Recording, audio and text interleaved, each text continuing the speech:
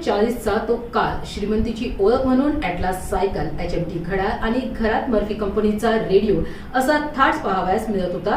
काळानुसार आता रेडिओची पसंती कमी होत गेल्याने नवीन पिढीला या रेडिओबाबत माहिती देण्याकरिता जागतिक रेडिओ दिनानिमित्त शहरात प्रदर्शन भरवण्यात आले होते।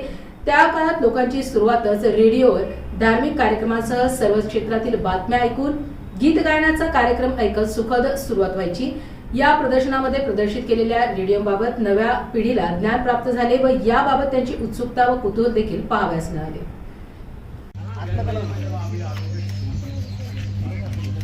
मुलीनो या पुढे, मुलीनो या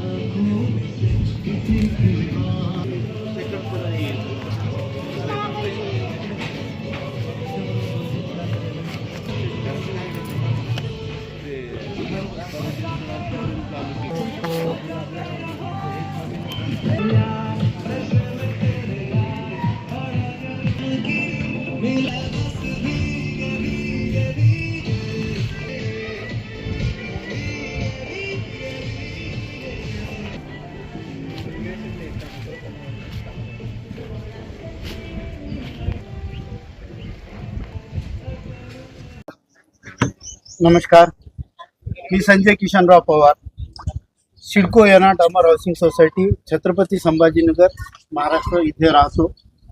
आज 13वा विश्व रेडिओ दिवस आहे।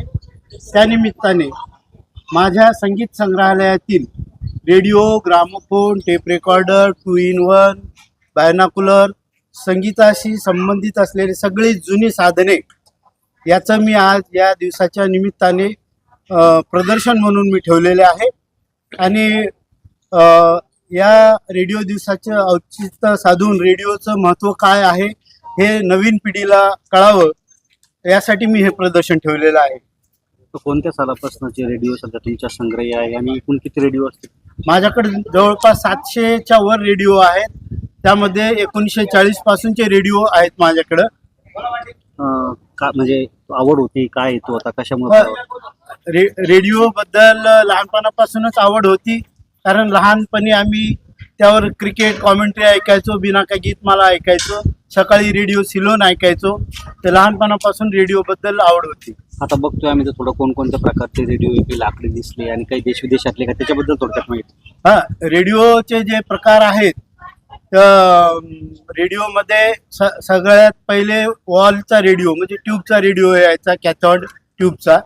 तो लाकडी बॉक्समध्येच यायचा, कारण ते ट्यूब गरम झाली की हीट खूप होतं त्याचं, कारण ते पेटल्याशिवाय त्याचा आवाज येत नव्हता।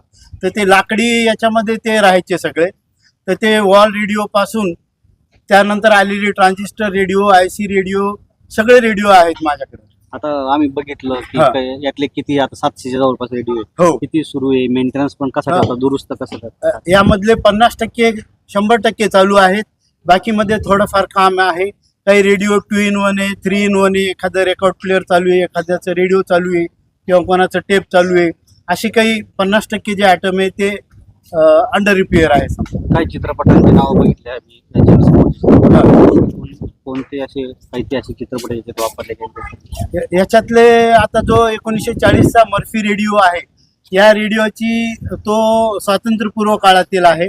त्या रेडिओच्या डायलर प्लेटवर सगळ्या आपल्या फाळणीच्या अगोदर, स्वातंत्र्यपूर्वीच्या अगोदर जो देश एकत्र होता त्या स्टेशनची नावं आहेत। आणि त्या रेडिओची सिने अभिनेत्री जयललिता हिनं ॲडव्हर्टाईज केलेली आहे। त्यानंतर जेम्स बॉन्डनी बऱ्याच पिक्चरमध्ये वॉचमन TV वगैरे वापरलेली आहे, कारण जेम्स बॉन्डच्या सगळ्या पिक्चरमध्ये जी टेक्नॉलॉजी त्यांच्याकडे जे डिव्हाइस असायचे ते एकदम ॲडव्हान्स असायचे। तसे बरेच डिव्हाइस आहेत माझ्याकडं। स्पूल प्लेअर आहेत, वॉचमन TV आहे, पॉकेट TV